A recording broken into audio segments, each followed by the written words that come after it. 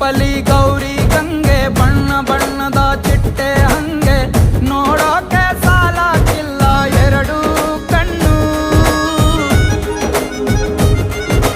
ಗಂಡು ಹೈಕಳು ಬೆಪ್ಪಾಗವ್ರೆ ಬೆರಗು ಕಣ್ಣಲ್ಲಿ ನೋಡ್ತಾ ಅವ್ರೆ ದಾವಣಿಲೆ ಬೀಸುತ್ತಾರೆ ಹೆಣ್ಣೈಕಳು.